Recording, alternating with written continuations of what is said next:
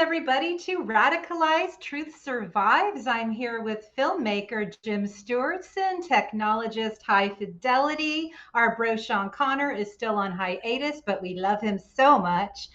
We have a pretty cool show coming up. We're going to delve into some cyberpsychology with an amazing special guest coming all the way from Australia. So, as you guys know, we are a global show, and we are very much looking forward to discussing the malevolent nature of the internet troll, because we don't have any expertise on that ourselves, lol.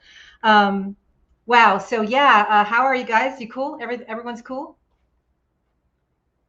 Having one of those days. Hi-Fi's over there trying not to cough because he could Well, I'm like because he coughing and couldn't sneezing plan. all at once.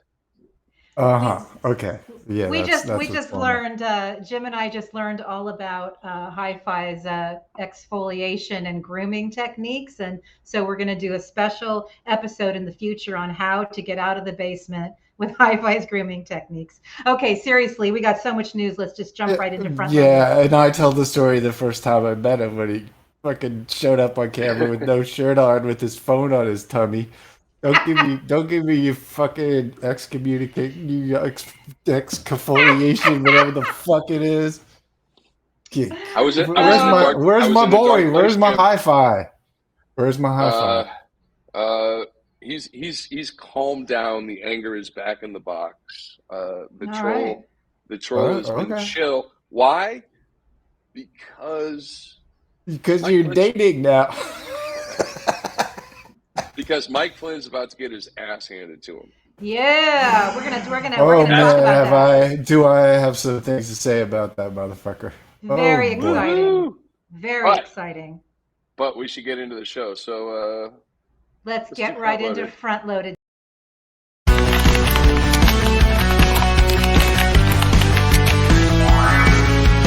Front loaded.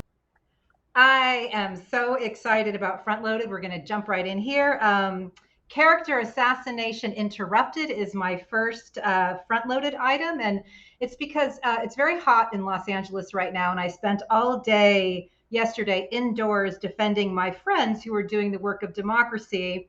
And each of them in their own various silos are under, attempts by psychological terrorists to assassinate their characters. There's no other way to put it. We all here know what that's like. And so there I was jumping in, trying to triage as best I can. And I stumbled upon a character assassination attempt, a hit piece attempt, directed at my editor, Peter Jukes at Byline Times. And we actually did something really cool, which you're going to see right there. One of Peter's pals, also a writer for Byline, started piling on to the attempts to assassinate him, assassinate his character with satire. Now, our very first ever Brass Bullocks Award for bravery and asymmetrical trolling was awarded to Brent Allpress, who taught us that satire can be an excellent tool. I think that's enough of Mike Myers as Austin Guy.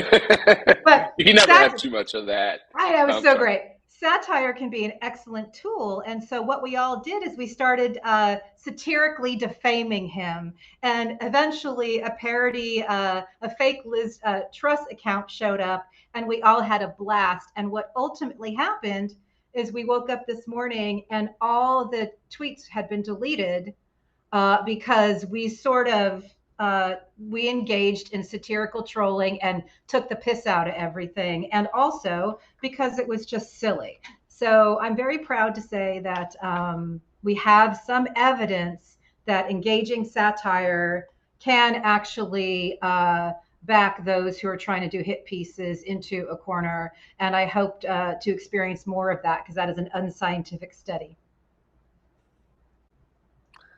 All You right. know, it works. It'll work on some people. Well, it There are some certainly worked people here. who are there professionally and aren't going to be interested in Austin Powers at all. Right. And but for a lot of them, for your average, let's put it this way, a sincere troll, right? Absolutely can work, right? It just you because they may still have some humanity left, but the professional ones they don't have it anymore, and Right. it's My only reason for kind of saying that is because there's a difference, and you don't actually want to engage at all with the professional ones, right? Yes. Not even satirically. Yes. So And it's this, No. just important to kind of suss out the difference.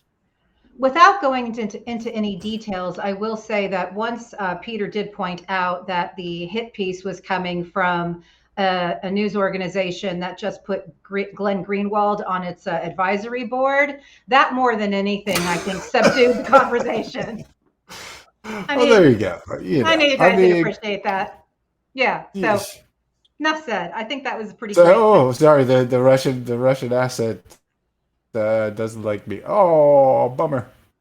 Well, so Oops. but while we're having a lovely time, I want to say that Jackie Singh, the former lead threat analyst in cybersecurity For president.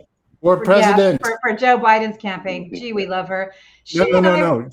Jackie for president. Jackie for yeah, no, I president. There know, you go. Jackie for I president. know, I know, I know, I know, I know. Yeah. She and I somehow teamed up yesterday to troll a troll, and this was very fascinating because this was a very newly hatched troll. I pointed out to Jackie that the avatar they were using was a mashup of Kyle Rittenhouse and Brittany Griner. If you don't know who she is, please look her up and support her. They went by the name Delilah Klebold. Okay, so everybody who knows who Klebold is knows that this is a heinous, newly hatched, baby troll born yesterday, one follower. It was very clear to Jackie and I that the job of this troll was to spread anti-gay monkeypox propaganda. So as Jim has been discussing, if anybody's been following his work, this is, you know, just another variation what the Soviets did with AIDS decades ago, but on a much larger scale because we have a much bigger playing field for this. So Jackie and I immediately identified what this person was up to, and we started to have this communication. And initially, the responses to me were just the usual ageism, misogyny, have another drink, old hag. And then I let this troll know that I'm actually sober. And somehow it shifted the conversation. And in between having to attack us, there were moments of genuine communication. And it did remind me when I went to East Berlin before the wall came down, I actually got a border guard to smile at me as a kid. And there was just that one fleeting smile. And there were these moments with this newly hatched account that we could have sent to the troll graveyard because of all the horrible stuff that this a person was doing. But you could tell that, Jackie did note that, these jobs are money jobs in a time when it's very, very hard to flip a buck. But the reason I'm just bringing this up is that there was just a moment or three where you knew a real person with a real heart was behind this. I don't think they're going to be in the job long because of the fact there was some genuine communication. But where Jackie left it was offering to pay in rubles for a 30-minute interview. And that's what we're waiting to hear back from. Nicely played. That very, very Just well played. I mean, yeah. That's exactly what a president would do. I know, right? I mean, she's fabulous. Okay, my last item is that we Adrian Goldberg of Byline Times podcast, along with reporter Michael Edison Hayden, and I had a lovely conversation on fascist goons as it relates to Alex Jones. And I do have a couple questions from you guys that are important to me. Super quick. How do you guys see Jones's future? Because my feeling is, unless the bullhorn's taken away and he's incarcerated, these guys just get their street cred with these court cases. He's Well, going. I mean, they're going to need to make him broke and make him permanently enjoined from speaking out in public, or put him in prison. I mean, there's no. He will not stop because this is who he is, and it's all he knows how to do. Okay, and there is a punishment that the legal system has been known to deliver to people, which involves you must not be on the internet ever, right? I think maybe that needs to be applied to Alex Jones. I also think that, yes, he needs to have his pockets run. The man needs to be bankrupted. Then he needs to get hit for the January 6th stuff, because he's not going to be able to afford an attorney when, charges of seditious conspiracy and hopefully treason, if anyone can trace down that 8 million in cryptocurrency he received, Yeah, we right? talked about that. That Michael broke that story. He's quite a brilliant reporter.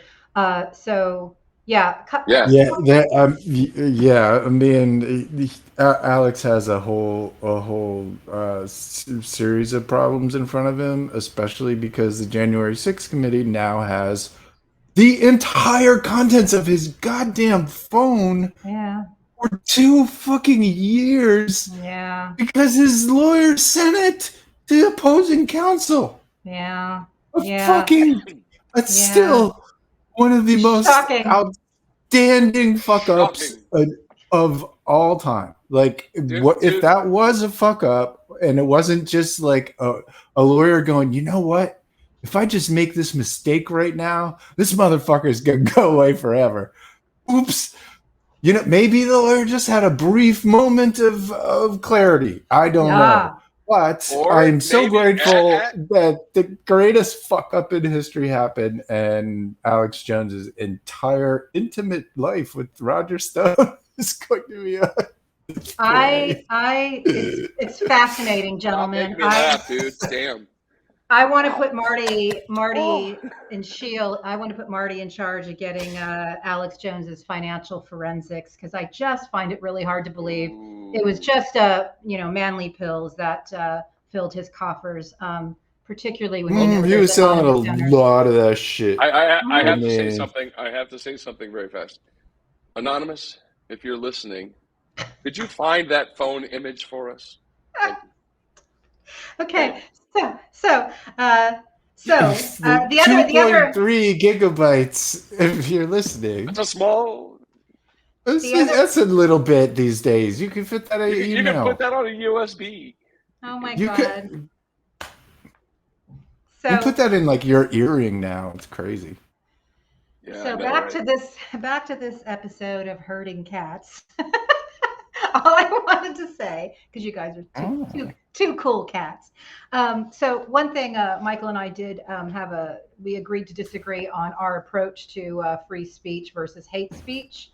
I am of the mind that if Jim Jones had the ability to deliver his poison to 700 million people, as opposed to the 900, plus people who died at Jonestown, then we would look at, the quote unquote free speech issue quite differently. And I'm with Jim.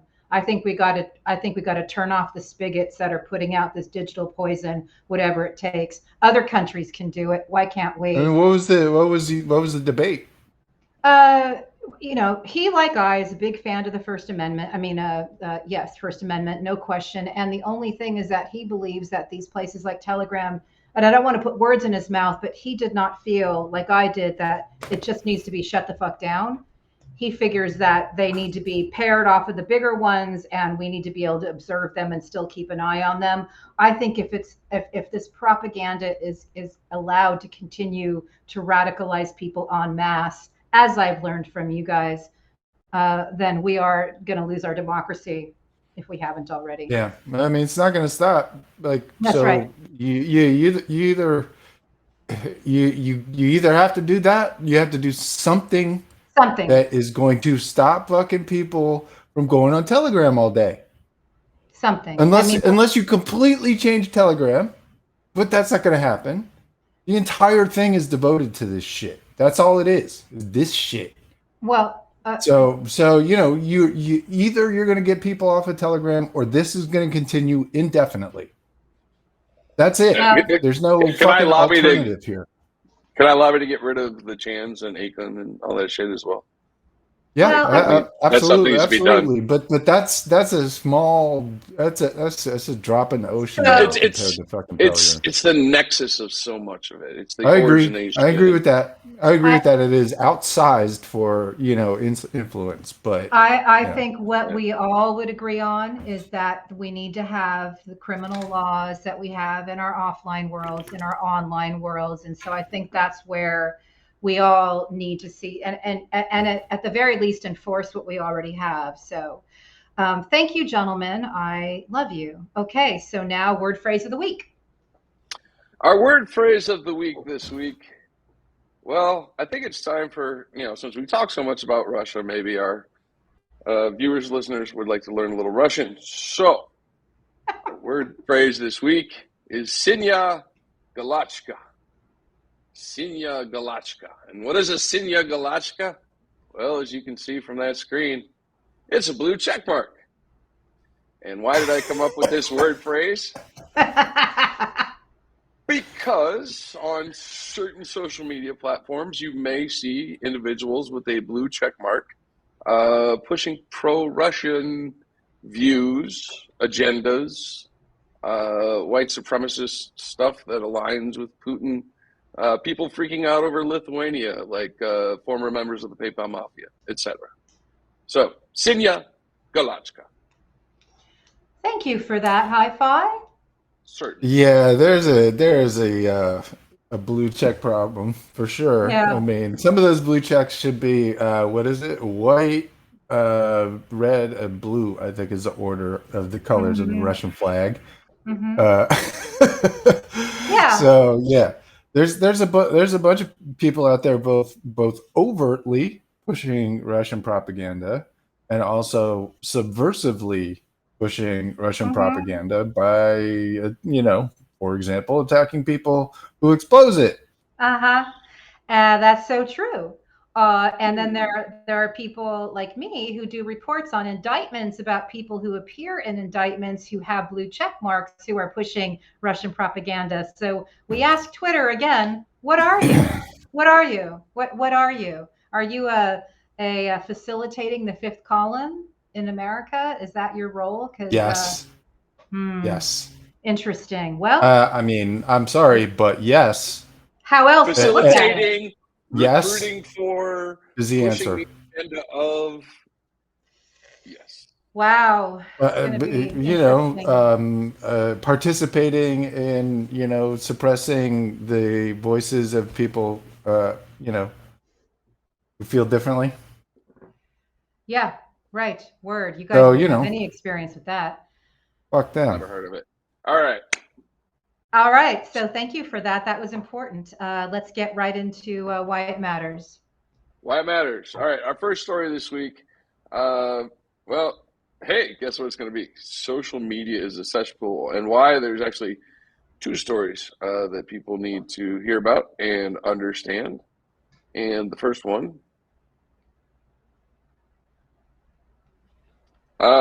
Facebook, under Meta and Mark Zuckerberg, supposedly shut down a bunch of Russian troll accounts on their platform. Okay. Right. Great. Yeah, Glad to hear it. Right. The only problem Sure. is at the same time, the midterms are coming on, and Meta has been kind enough to cut their misinformation monitoring staff, specifically in political categories, from 300 to 60, but swears that they will have other people filling in during the election season. Yes. How they've been a bad actor for so long, how they are allowed to continue to be when we know that they are, in the words of Carol Cadwalader, handmaidens to authoritarianism. I just don't get it. I don't fucking get it either. Reminder Right? that Peter Thiel was the initial investor with $500,000, and then shortly after, a large, possibly Russian investor came along with $2 billion. We know that Yuri Milner bought into Facebook, and yeah. Yeah. Well, we'll just leave that there. In case our viewers don't know who Peter Thiel is, we here on Rad Pod refer to him as the Lizard. Or Peter fucking Thiel. Either one. Oh yeah. Peter fucking Thiel. Or PFT is acceptable as well. Thank you. Yeah. Yeah, no, that's an important story, and we'll keep an eye on that because And fuck Facebook. What the fuck? They cut their misinformation staff by 80%. just in Fuck time for you, the midterms. Facebook. Just in time for the midterms. Let me just go ahead and say it for the fucking audience here. Fuck you, Facebook. Jesus Christ, these companies are not helping America. Oh no, they're Let's put it that specifically way. designed as a weapon. We've discussed this. All right, our next story. Indeed. Our next story this week is well, we got Mali, Mauritania, and Malice. As you can see, Malian and white soldiers were involved in a 33 death massacre on the Mauritanian border, and there have been reports of these massacres occurring inside of Mauritania. So it looks like the ruling junta in Mali, who recently staged a coup, who has expelled the French and severely limited the United Nations troops, and as we know, brought in Russian Wagner troops, which are run by Evgeny Prigozhin. Mm-hmm. And who softened Mali up? Any guesses? Eric Prince. No, Eric yes, Prince. that's the one. That's the fucking Eric one. Prince. Well, right on the button, motherfucker was there for years. This is Eric Prince. He just said he set it up, and then they brought Wagner in to clean it up with their fucking troops. It's the same shit he's pulled in many other countries. Yeah, and I want to continue the Russian thread with our third story because we should get moving here. Oh look, more crypto crime. In this one, Alexander Vinnik, a Russian citizen, 21 count indictment in January 2017 for laundering $4 billion in apparently drug and sex trafficking money through a crypto exchange called BTC-E. And then who knows where that $4 billion disappeared to. But it is good to see that this individual was extradited from Greece and will be facing charges in the United States. So good. Crypto is a front for transnational crime money. Oh yeah, that's what it's fucking for. Right. It's got. I take it back. It's got two purposes. One, to destroy the economy, and two, to provide a way for any goddamn neo-Nazi out there to get Russian money. Nobody had any fucking idea. That's how half these white supremacist mass murderers got the money to train themselves and got a bunch of fucking equipment. I like to quote Charlie Munger from Berkshire Hathaway on crypto because he was the one who early on referred to it as the favorite currency of money launderers, extortionists, kidnappers, and mobsters. So I think this is further evidence of that. Thank you, Heidi. It was designed that way. It was designed to hide itself. It was designed to fucking blow up the economy and the ecology at the same time. Right. And we will refer everybody to episode 1, which has been seen by thousands of people, where Dave Troy discusses exactly that. And also, if any of Hi-Fi's friends want to tell us who the Bitcoin fairy was that dropped the 8 million Alex Jones's way, we would appreciate that as well. Anonymous, if you're listening, Anonymous, would you please find the $8 million that got deposited? That's more of a forensic accounting / data science. Yeah. Okay. Well, so if we know anyone who wants to do that, I thought you guys were hackers and shit. My sources tell me. Anyone my sources tell me it was domestic, but here's the thing: how many of these domestic cats are always linked back to people? Like there was a great story about Dmitry Firtash and Giuliani, which maybe we'll get to maybe on Rad Pod and Chill, because that'll take a minute to set it up. But you never know where Firtash forgot that he was funding, Giuliani's, trips abroad to try to get dirt on Biden. It's so weird. I mean, I hate when that happens, when you forget that you're actually, paying for some treasony guy to, do his treasony shit. Anyway, enough about that. Thank you so much for that hi-fi. And do we want to just do a quick hit on Sean's brief legal briefs before jumping into Hellscape? One, because it's going to affect a lot of people, and frankly, I'm looking forward to the class action lawsuit. So let's brief legal briefs. All right. So the reason I want to bring this up is this may affect quite a few of our viewers, listeners, those who interact with us, and that is that Twitter has recently confirmed that 5.4 million accounts had all their personal data stolen and is now for sale by the hacker who exploited a 0-day and scraped names, phone numbers, email addresses, etc. So there you have it. Fantastic. There's a brief. Fantastic. Anyway. Good job, Twitter. You keep the hits keep coming. Yeah. You just rule. You guys are fucking doing your good work out there, Twitter. Private life is dead. One thing I would like people to do, just because we have such smart viewers, read the Ianov indictment. Just read it. The Justice Department just dropped it a week ago. It's only 25 pages. I think the 25th page is signatures.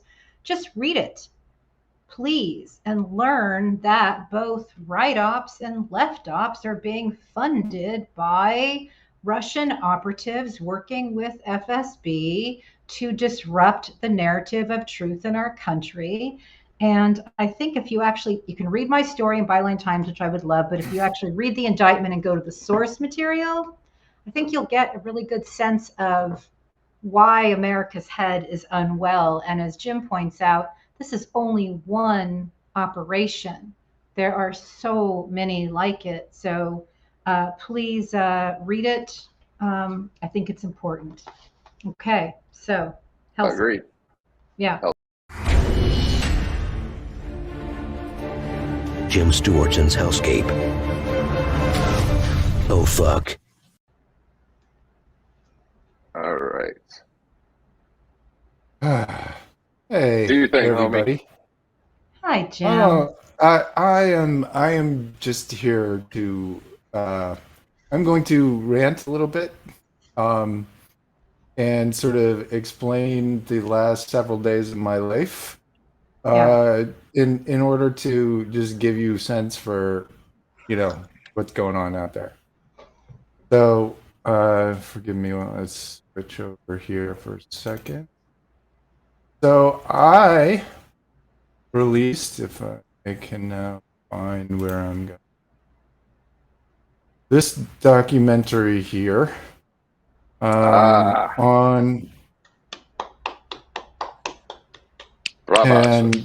Bravo. Thank you. This documentary here, and within a couple days, it had several thousand views, and then I woke up late at night and said, you know what, I got a weird feeling right now, and I went and checked my YouTube, and they motherfuckers had taken it. They had managed to somehow get this professionally made documentary with the consultation of experts talking about the psychological harm caused by QAnon, and they got it taken down for glorifying violence. The exact opposite of what the point was of this film. The precise opposite, obviously, of what it was about, right? Wow. And whatever. I've been through this shit before, right? But it struck me again, like YouTube, for example, like no warning, no, all the escalating suspensions. It was just like, boop, you're done. Because I posted a professionally made documentary with empathy at its heart, that's speaking against violence, right? And somehow YouTube and its fucking infinite wisdom, and we're talking about social media companies, a lot of them with infinite wisdom today, aren't we? Yes, But we they, are. they There's a just theme going fucking on. they just took the advice of some fucking troll who told them that I was somehow inciting violence and fucking canceled my entire account. And so that was that, right? Now the good news is people want to see this thing. And it's now got a couple thousand views, or I don't know, over 1,000 views on Vimeo, which those usually get a couple dozen. And my Substack is kind of blowing up, and that's all fantastic. But once that happened, an interesting thing happened, and I'm going to shift to the Flynns. Yeah. One of them in particular. So I get my video taken down unbelievably by YouTube. And then this fucking asshat, Joe Flynn, comes in and says, "Oh, are you feeling sad today?" or something like that, right? And I was like, "Fuck you, dude!" Like, what? But I didn't necessarily say that. What I did was I ran a little bit of a psyop on Joe, and he's been confessing all weekend about all sorts of shit. For example, I I posted this because Mike Flynn, Joe's brother, is promoting the execution of 80-year-old hero Anthony Fauci through his Telegram channel. And I thought that was of note. And I just want to say that in the indictment, much of the Russian propaganda was promoted against Anthony Fauci. So that matches with Russian propaganda, by the way, which I'm sure you know. It is Russian. All of this is Russian propaganda, right? Thank you. Not only does this guy is what he's pointing to have military sentences Fauci to hang, but you got this thing. Speaking of Alex Jones, which is denying that the Uvalde school kids were ever born, which is exactly what Alex Jones did to the Sandy Hook families, as we know. And not only that, but part of it was why China loses. The propaganda is why China loses any escalation involving Taiwan. Now, this brings up Mike's other brother, Charles, who would be the guy who responds to this propaganda, would be the guy who responds if there is a conflict with China in Taiwan, right? So Mike Flynn is sending people to propaganda to incite a war that his brother would fight. So that's one thing. Now, what does Joe Flynn do in response? Joe Flynn doesn't deny it, doesn't express outrage that I could ever say such a thing. He says, "Jim, I am so glad to be a subscriber to your Substack. This is some epic shit. I haven't had this much fun in years." So this piece of shit thinks it's really funny that his brother is out there calling for the execution of 80-year-old hero Anthony Fauci. Not only that, Joe Flynn has spent all fucking weekend trolling me and forwarding my Substack to his buddies who are creating accounts with fucking offensive names and shit. It's just pathetic. Now, it would just be pathetic. It's fourth-rate trolling. It's It's Yeah. awful. Well, Not even here we good. go. You want speaking of Fourth Reich trolling? Here, let me blow this up a little bit. This is to Andrea Mitchell. We don't like the lying press anymore, so you won't be invited. Recall This is that talking about lying Ukraine. press. So the Lugan press, I mean, is he going full The Nazi lying there? press is Yes. the English translation for Lugenpresse, Yeah, which is the right. word Hitler used. So in this context, this is a neo-Nazi death threat. That is insane. That is absolutely insane. So let's fast forward. This was 2019. I found this one particularly disgusting. I've got hundreds of them. But here's from today. Here's today. Joe Flynn fucking quote tweets this rando who got some shit off a telegram that might be genuine, a huge number. It's fucking bullshit, right? And Joe Flynn immediately jumps on it and says, unmitigated, unnecessary, and avoidable slaughter, pointed at the Ukrainian army. So, one tweet. Let's go to the second tweet in this series, which is Joe Flynn expressing admiration for his brother Charles, who commands 90,000 fucking troops in the U.S. Army Pacific.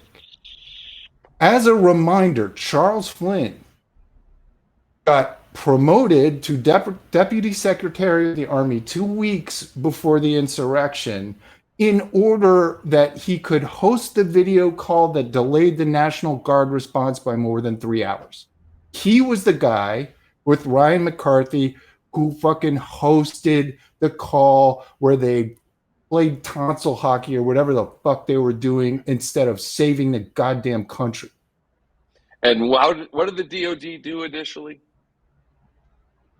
Denied it. They denied everything. And then later, what happened? They came clean. Oh, he was in the room. Yes. So Yeah. Charles Flynn. But then let's go to the next tweet. Next tweet down. Right after, it's so sandwiched between two pieces of despicable Russian propaganda is the commanding general of 90,000 American troops that would respond to aggression by China in Taiwan, which is the propaganda that Mike is pushing. Are we fucking clear here? And he can't spell regime correctly either. That just No, he can't. Or Zelensky, which I mean. So I just had and I'm going to end with this because I'm sure our guest is here. But I just it is a very odd world to live in, where one brother is trolling my fucking Substack and emailing me, taunting shit about how it's awesome to execute Fauci.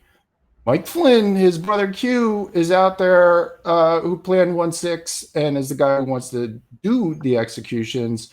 And the third brother is the guy in charge of USRPAC in the Pacific with 90,000 American fucking troops. So what world are we living in right now? And you know what fucking Joe's response to this entire article was? Joe Flynn is a fucking moron who has been mind-fucked by his brother and needs to be put away for a long time. Do these his brother, on the other really hand, needs to have win? the constitutional remedy for treason. Fuck it. Dear Marine Corps, call me back up. I'm done with these guys. Indeed. Well, what's interesting, Jim, us knowing you as well as we do, we know that you actually aren't, and that you are going to keep on reporting the treasonous news from the brothers Flynn. And I will say that some of our friends yesterday. I just mean I'm done with them. I'm not. I I'm understand. Not done. I understand. I wrote in that article that I will take my first day off I wrote a letter straight to Mike Flynn. The benefit of having his attention is that just real quick. I want to show you this because it's fun. Because this is where I wrote a letter directly to Mike Flynn. Because Joe is forwarding this is all from Joe. He's sending all those my are being email. Forwarded. Yeah. So I wrote you guys could check it out on my Substack, but it was fun. And it ends up with, finally, bottom of my heart, fuck you, General Mutual. I wonder what must it feel like to be so angry at being fired by various presidents that, you align yourself with like the worst, dictator currently, among them running, murderous operations. And I would just like to know. Why is that? Why are any of these people out there? What the fuck? Seriously, you've got these 3 literally obviously compromised Russian Yeah. Well, I'm gonna call it right now. The DOJ has until the midterms, right before the midterms, to stop this nonsense. Not really, because Merrick Garland is super into norms, and one of those norms is you're not supposed to do anything that's going to affect the election. Well, they already are, though. I mean, they already are. I know that, but Merrick Garland sent a memo a couple weeks ago reminding everyone of that. And right after that, it became very clear that Trump is under indictment, and the January 6th committee has been mentioning Mike Flynn and Roger Stone a lot. And maybe the Alex Jones information will be super helpful to the January 6th committee. Maybe my documentary will. By the way, if you guys are so inclined and want to share it with anyone, please feel free to. I would be very grateful. Excellent point. I'll make sure to tag in the January 6th committee. Okay. Wow. Thank you so much, Jim, for that hellscape. It's so important. And our friends, if you could, make sure that you tweet that video out and tag the January 6th committee. I think that will be very helpful. As you know, Jim turned over his research to the January 6th committee. And many of our friends have also given expert testimony, such as Brent Allpress, who gave his research on the CNP. Ruth Ben-Ghiat, the author of Strongmen, has also informed the January 6th committee. So the more that we can do to root out the fascists within, the better. So without further ado, we are so excited to bring in our guest. And, again, our show is global. And so to have somebody who is very noteworthy coming in from Australia with the kind of expertise she has is going to be amazing. All right, so now it is my great pleasure to introduce our guest, Evita March. She is a senior lecturer from Federation University in Australia.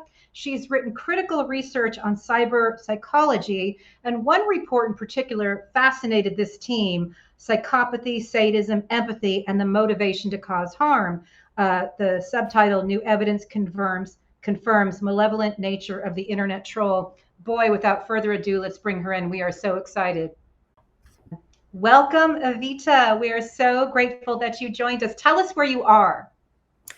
Oh, I am about an hour outside of Melbourne in regional Victoria in Australia.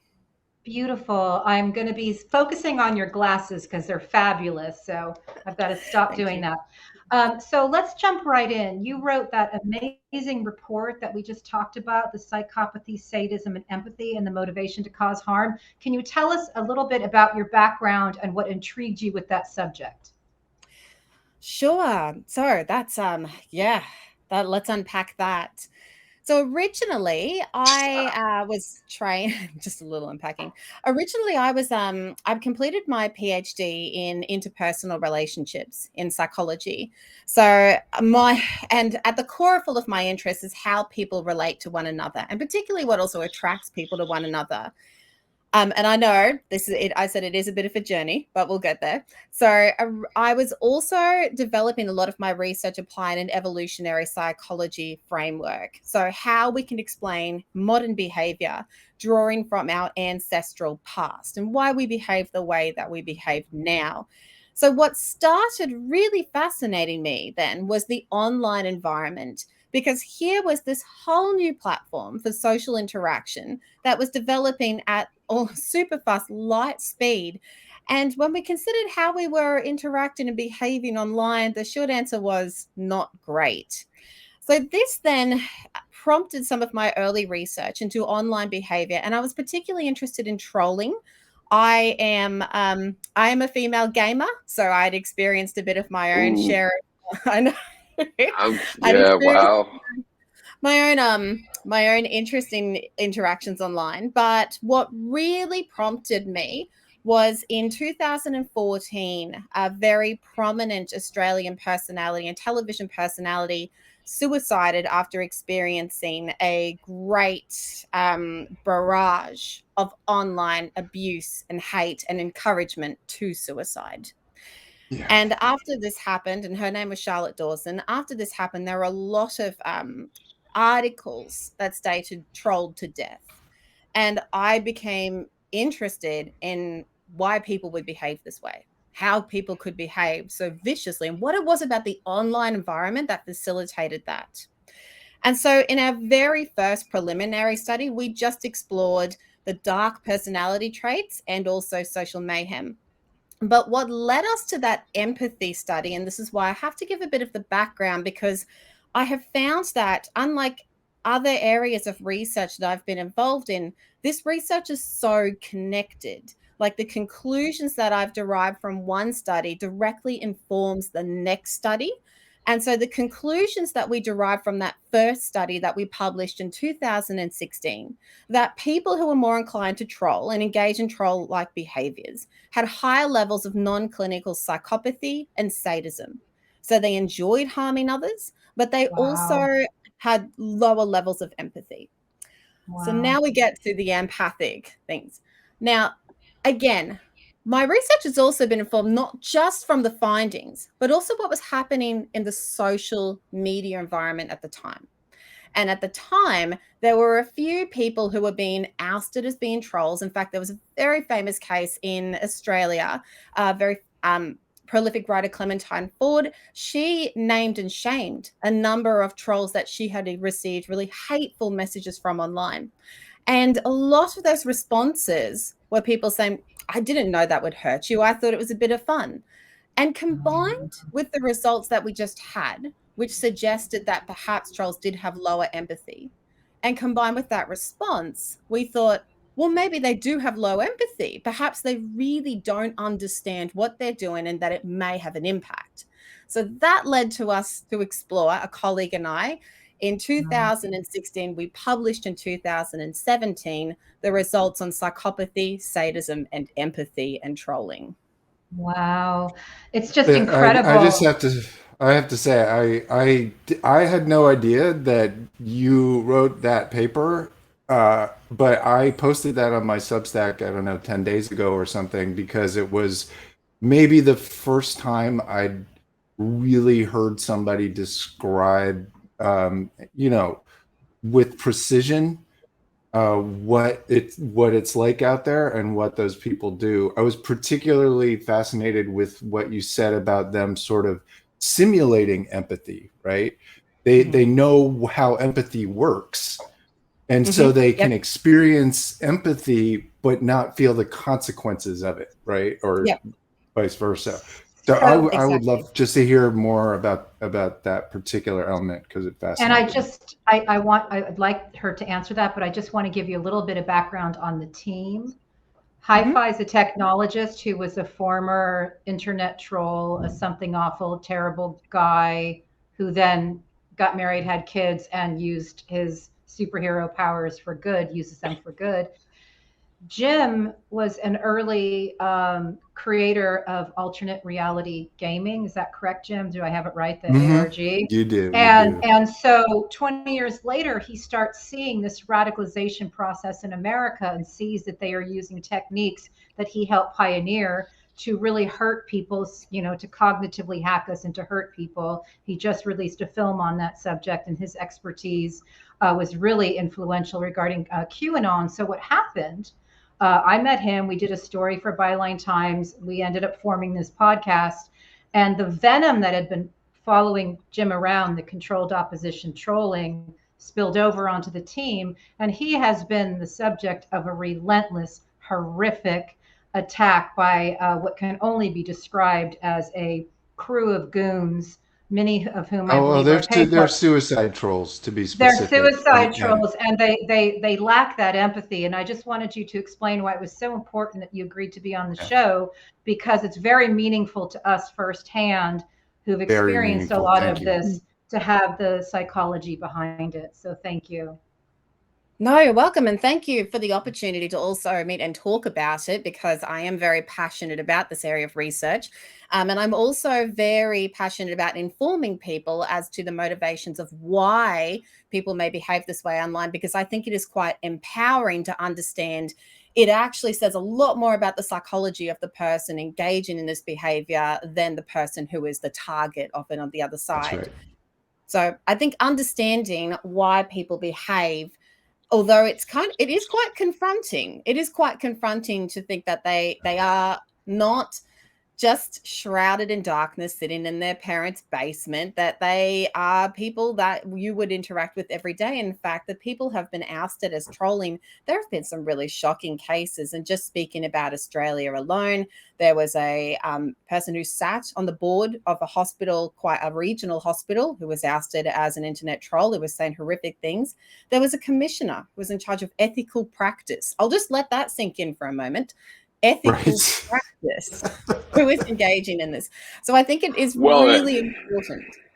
It can be quite shocking. It's very shocking to find out. Well, one thing that I've been very interested in is the phenomenon that psychopathy, if it's not clinical and really severe, can be a superpower in business and and communications in general, right? Because you have a whole series of other options available to you that normal people don't, because you don't care what other people feel. But it doesn't mean you're crazy, and it doesn't mean that you're not capable of acting like a normie, right? Like acting like a regular person. I just wanted to make sure that made sense. No, absolutely, Jim. We could talk all day about that. And look, I think that I'll try and package it in a way that doesn't leave me talking for hours, because I could on that topic. I would love you to, though. We'll bring you back. We promise. We'll do what we can in 30 minutes, and please come back, because this is a very important societal conversation. It's not just about us. It's not just about those who have been suicided by online harms, which there are plenty of examples. It's also about the terrible radicalization that's occurring. And I'm sorry to hear that there are experiences in Australia like we have here. That's very disconcerting. Oh, it's bad. There's a lot of it there, unfortunately. Yeah, absolutely. And I think we do have. Look, I think it's a worldwide phenomenon. In fact, somebody asked me that the every day, like, does this occur on an international platform? And I think it does. Perhaps the behavioral observations might slightly differ, but I think that it is a worldwide experience now. But I want to talk a bit about empathy, Jim, with what you were talking about before, because it does need a little bit of unpacking. And we were particularly interested because, as I said, when we first started studying the behavior, we were driven by the theory or the hypothesis that people who trolled actually had lower levels of empathy. And we explored a few different forms of empathy. Now, when we typically think of empathy, we're actually most likely to think of affective empathy. And affective empathy is that feeling, that physical experience. I feel what somebody else is experiencing. Affective empathy is what allowed me to go see the Elvis movie the other day and shed a few tears at the end because I was really feeling it. Now, cognitive empathy is the more analytical form. Cognitive empathy can also be a bit conflated with emotional intelligence. Cognitive empathy is the ability to know that other people experience emotions. It's also the ability to understand that other people experience and know why they experience emotions. So, what would hurt someone? So, we explored these two forms of empathy and trolling, and we found that affective empathy was a negative predictor, meaning that people who trolled did have significantly lower levels of affective empathy compared to people who did not troll. But what we found with cognitive empathy was actually very surprising. And I don't often get the opportunity to go into a bit more of this nuance finding. So I like to talk about it, because what we actually found on just a bivariate level, we didn't find a relationship between cognitive empathy and trolling. But we found that cognitive empathy interacted with psychopathy to predict trolling, in that if somebody had high psychopathy and higher levels of cognitive empathy, they were most likely to troll. And this is and be good at it. And be Wow. good at it. Wow. Yeah, I apologize for interrupting because that was just so important to me. There's a guy. Somebody just did a 27 tweet thread on me that exactly fits this category, because it's a very like sort of touching story if you have no idea who any of these people are. It's complete bullshit. Like there's none of it is true at all. It's very sort of like convincingly written as if the person was feeling something, and I'm telling you right now, no feelings at all. And it's just fascinating to hear you say that, because it's right there in the open and very fresh to me. We have a friend named Jackie Singh, who's a cybersecurity expert who has a lot of experience in this world. And she and I pretty much took apart more than likely a Russian troll last night. And it was freaking fascinating. It was freaking fascinating. Right. And what I'd like to do for our audience, because our audience is very smart and they're global and we assume a lot of knowledge, but let's just take it down a couple notches and have you define what trolling is and give us some synonyms, because I have been trying to not use the word so much because we are being attacked by psychopaths. In my opinion. They're professionals. They're professionals. Trolling sounds very little. It sounds like it sounds cute and fuzzy. And I would just like for you to give us some of your synonyms that you might have come across, and just in one or two lines, like if my mother was watching, like what is trolling? Sure. Well, if your mother's watching, hi, Mum. That again, I feel that there's so much connection here. So let's begin with when we first started exploring trolling, we operationalized it as an antisocial online behavior. Antisocial meaning behavior that disregards the rights of other people. So it is very broad, we can say an antisocial offline behavior that disregards the rights of others. Just transfer that online.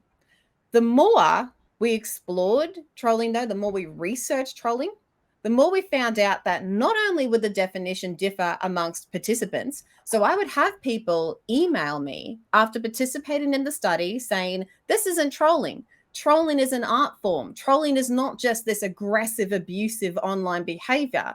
We dubbed those the nostalgic trolls for the old trickster, prankster trolling ways. A very good example of that is the high five. I'm sorry. No, that was a bit of fun. I think it makes sense. Also, Ken M was another troll online that the intention was to amuse. The overall intention was to amuse and entertain without inflicting significant harm, that violation of someone's rights. But we also found that researchers were using trolling. Like there was a great discrepancy amongst how researchers were presenting trolling to participants. And so, for example, and I discussed this in a 2019 article I published with a colleague where we did a qualitative analysis of trolling, because we explored different studies that were presenting trolling to participants, and the examples they used really differed. So in one study, they used an example of, say, tweets during the 2016 election, I think around Hillary Clinton.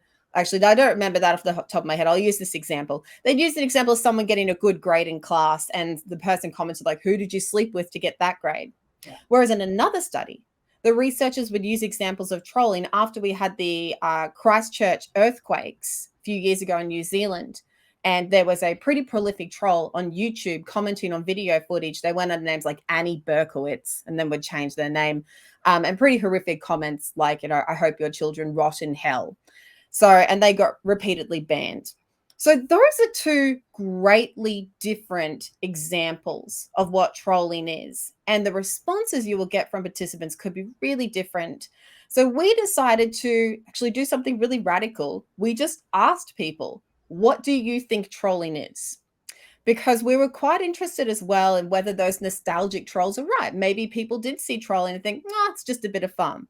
No, they don't. So for the most part, most people did say trolling was aggressive. It was bullying. It was antisocial. It was abuse. So by and large, we can agree that trolling, how people have come to see trolling, it is a catch-all term for online abuse. But what is interesting is we did ask participants if they felt trolling was the same as cyberbullying, and the majority more said no than said yes. So there is something different. People do see a difference between these two behaviors.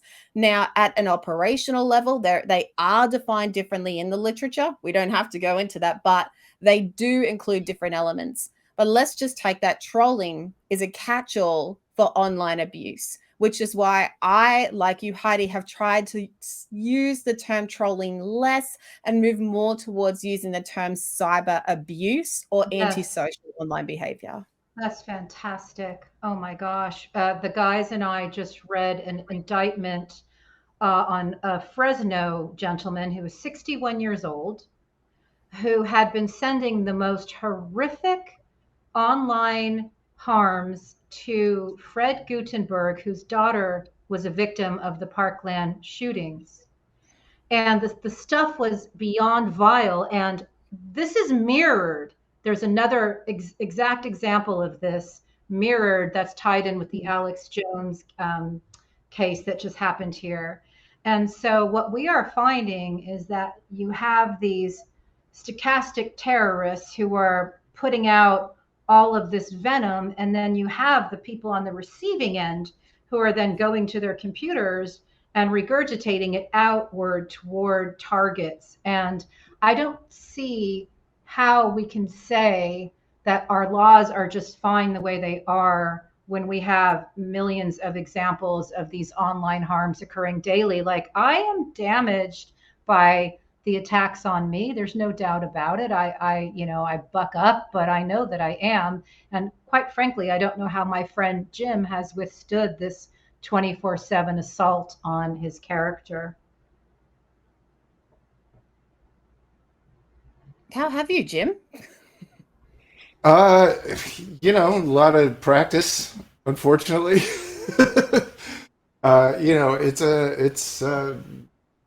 It's tough. And one of the things I wanted to say and I think it's amazing that they're prosecuting this guy who went after Fred Gutenberg.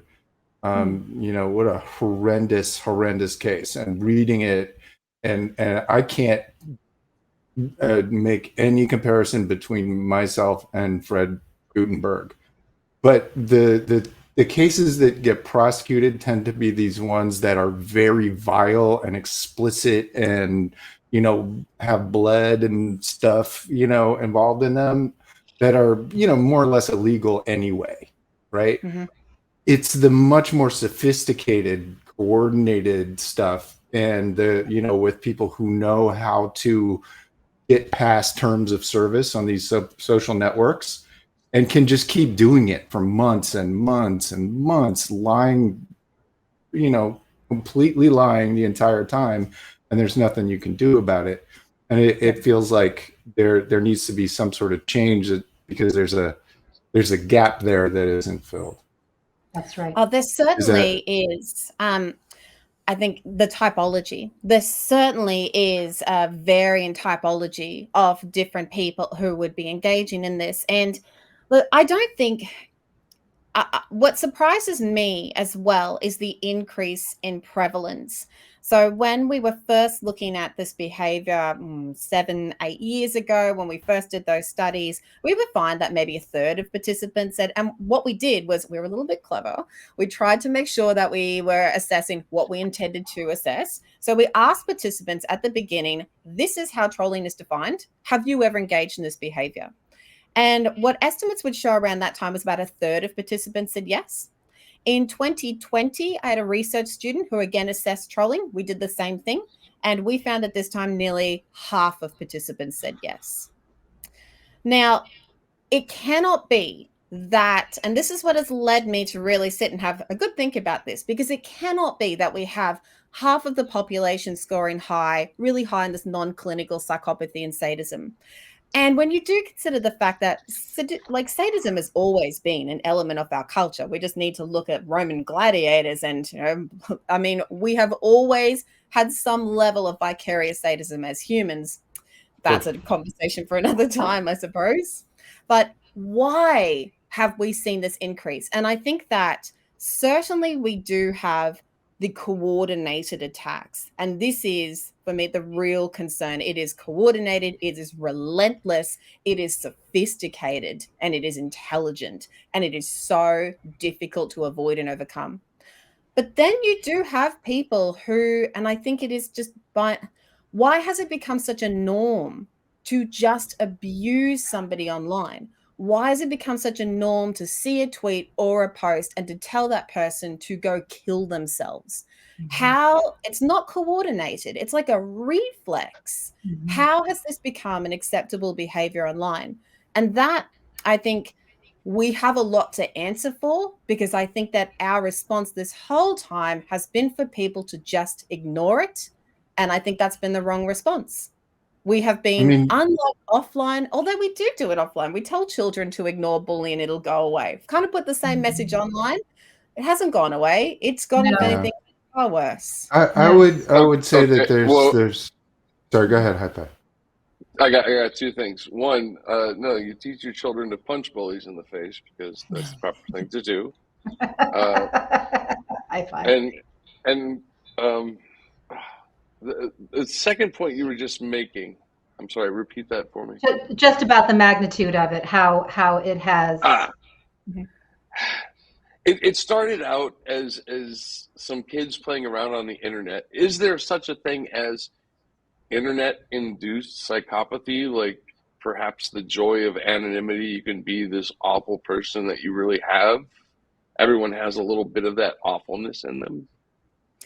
Well, everybody has a bit of psychopathy in them. And I think that's the element of my research, is that I don't look at clinical levels of sadism and psychopathy. I look at personality. So we all have levels of this. And in some way, it's actually quite adaptive. Having a bit of narcissism, it's good. It protects your ego. Same with psychopathy.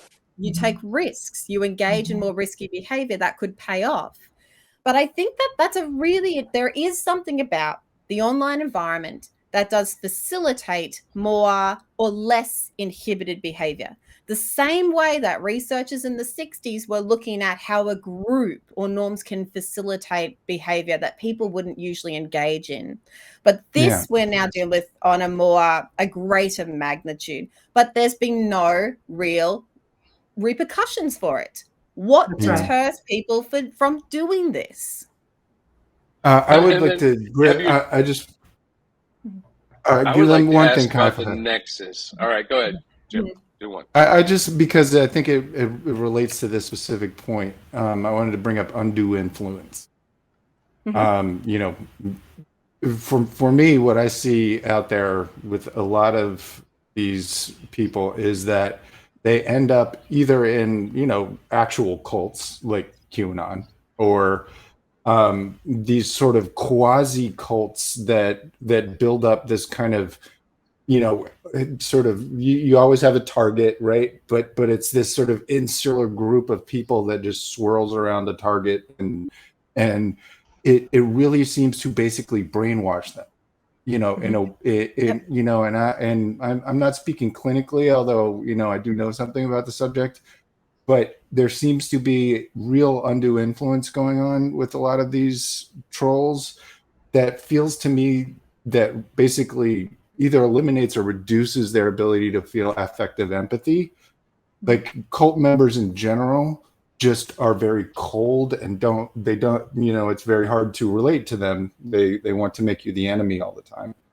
And so I just wonder if that component had come up in your research at all. Well, in a way, probably less in, say, because trolling is more of the antisocial online behavior. But I think what you're probably linking more to, Jim, there is, let's say, subcultures online. And that identity with the subculture, and perhaps that behavior is not, well, firstly, how people then get into these subcultures online, how they are radicalized into these subcultures, but then adopting norms of that particular subculture.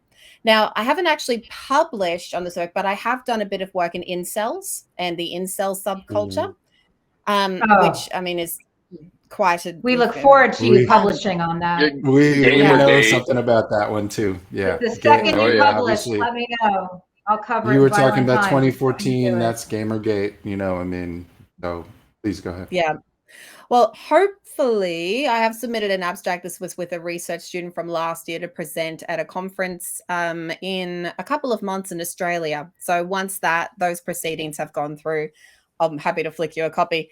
Awesome.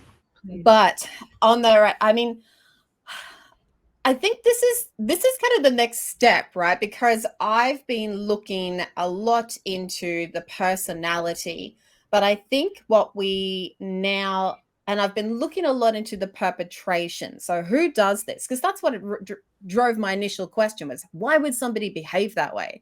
And I think we've got a pretty good answer now on why people would behave that way. I think that we do have those personality traits, but we've also got factors like normed behavior. And I mean, throughout the pandemic, we also were considering just stress and mental health. We do see that the greater stress someone is experiencing, their own mental health issues, that the more likely they are to then engage in antisocial behavior online or cyber abuse. In fact, in Australia, and I'll just give you the Australian statistics because that's where I am.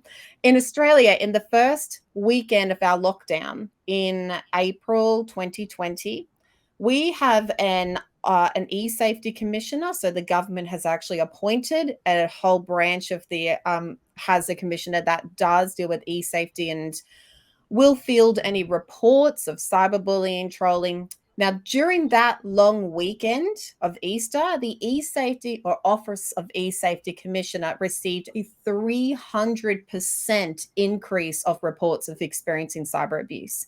So it was phenomenal. So if you link these factors together, I see it almost as this perfect storm of you have people who are more inclined to engage in these behaviors. You take away or give them the online platform, they feel less inhibited, they're perhaps more likely to engage in cyber abuse. And then you pair that with the more we see behavior, the more we experience those norms, the behavior becomes normalized, the more likely we are to engage in a behavior. And then it just becomes perpetuated. So, and then throw in as well, general strain and stress, then the more likely we are to engage in this. But my point was, I've really started just looking at perpetration as far as how people are more radicalized into those subcultures. I think that might be a bit of the next frontier in research. But I did want to raise, because we did explore these traits in incels. We actually found something really interesting about incels and sexism. If you are, I don't know if that's your topic. Oh yeah, we're very interested in that. My writing partner in the UK, that's her area of expertise. One of her areas. Yes, yeah. Bring that in, please. Okay, sure. So great. So, like every other construct, probably there's different dimensions. Now, we were interested in ambivalent sexism because, I mean, not really shockingly, incels do tend to express high levels of sexism and misogyny.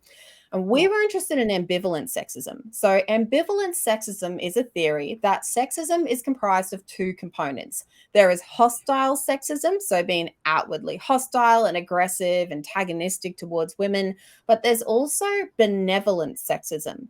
And benevolent sexism is women should be cherished, women are men's better half, looking after women. And it still emerges as a form of sexism because it still disempowers women. It's the fact that they're fragile, they need to be protected. Now, hostile and benevolent sexism working together are said to create ambivalent sexism, because hostile sexism is that men may be antagonistic towards women, they resent women, but because of their need to procreate, being reliant on women, that fosters them being benevolent towards them. So it's a bit of an interchange, but what we were curious about was what form of sexism incels identified as, or what they had stronger levels of. And we found a really curious subculture within a subculture, a bit meta. You had two forms of incels. One were really characterized by this hostility. They were very aggressive. They were very hostile towards women. They felt they were owed something. But there was this other subculture that felt for the forever alones, that they felt they weren't entitled, and they actually had high levels of benevolent sexism. They still felt that women were to be cherished. And because of this benevolent, we theorized, because of this high level of benevolence, but being unable to achieve that relationship or level of intimacy that they desire, that fosters the hostility. And I feel that that's a really important distinction, because it's easy to lump everyone in a subculture into just one category, but we do see very specific nuances, even in those what we would say are quite antisocial, aggressive subcultures. And those who are quite hostile may be more inclined to engage in that aggressive response. Wow. Well, I have four. I know, right? So we only have a few more minutes, but I've got four quick things I want to hit on, and maybe you can give us one line and tease us for the next round, and then the guys will close us out. Can empathy training work? Can people be trained to become more empathetic? Yes, absolutely. And I'm going to keep saying, when I do say that, and I get a bit of scoffing, but we train people on empathy all the time. You think of what you do with children. They pat a dog, you say, don't pat them too hard. So we already engage in empathy training. Like anything else, empathy is a skill and it can be learned. But we will always have a population that is not going to respond as effectively. Higher psychopathy, higher non-clinical psychopathy, the less effective the training will be. That's incredible. I can't wait to explore that more with you, because I think as a society, we can start rewarding empathy as opposed to what we've been rewarding the last 6 years. Trolling and addiction, just a line on that, because I am a sober person, and ever since I've been involved in this world, I have seen the parallels with addiction. Is there a line you can say on that? A line. I can say two lines. The first, I know. The first, the research findings that we found that trolls were felt rewarded by engaging in social mayhem. Any behavior that is associated with a sense of reward has the potential to be addictive.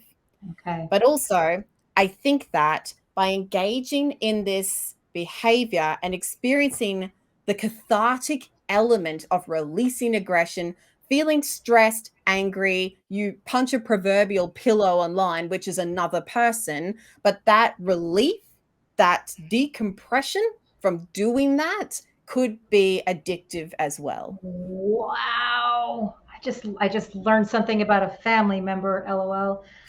Decompression model. Can you tease our viewers what that is, so next time we have you on, we can go more in depth on that?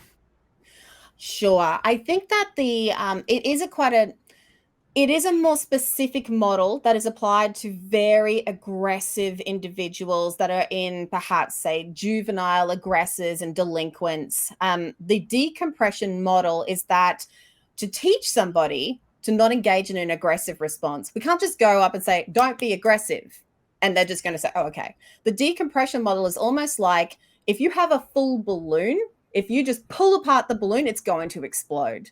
So you have to very gently let the air out. And we have to Beautiful. approach aggression, particularly things like psychopathy, antisocial personality disorder, with letting little bits of air out at the same time.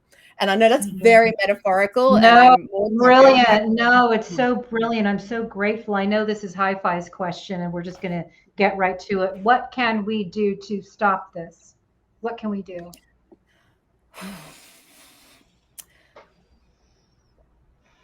I am a big proponent of empathy training, but empathy training at younger ages. And I think that it is also up to a lot of parents and stakeholders to take responsibility to familiarize themselves with online platforms and to teach children digital empathy. We do teach empathy and how to relate. Like, so I said the example before, you see a child patting a dog, we say not too hard. If your child fights with their siblings, chances are you will sit them down, emotionally coach them, tell them why their siblings upset, why they're feeling upset. All of this is empathy training. We are teaching somebody to understand why someone else is feeling the way that they feel.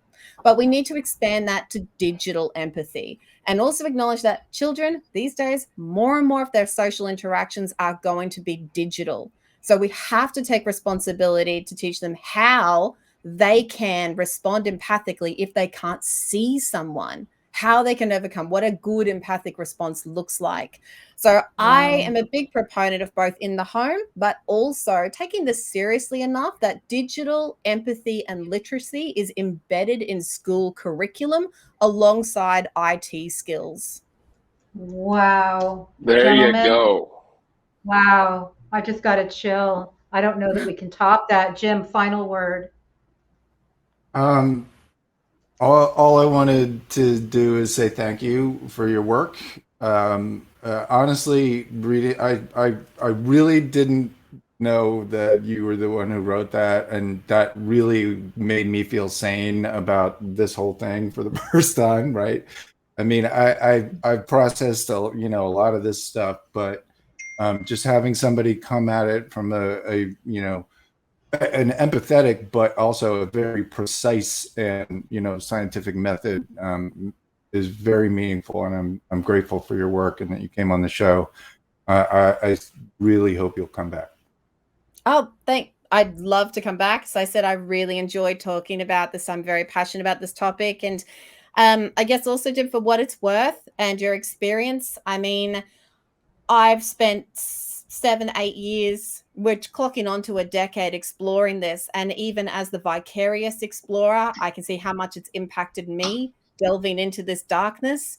And so to have been on the receiving end, for somebody who may be empathic themselves, I mean, it can be so impactful. And I cannot, and there's one more thing I do just want to say how we can change this is that, because you said before Hi-Fi about how, if there is a bully, we punch them back. If somebody was to punch you in the face offline, that would be an assault. Like, we would not stand for that. So why do we continue putting the onus of responsibility on the victims online? We would not ignore it offline. Why are we still saying just ignore this? Thank you. Excellent question.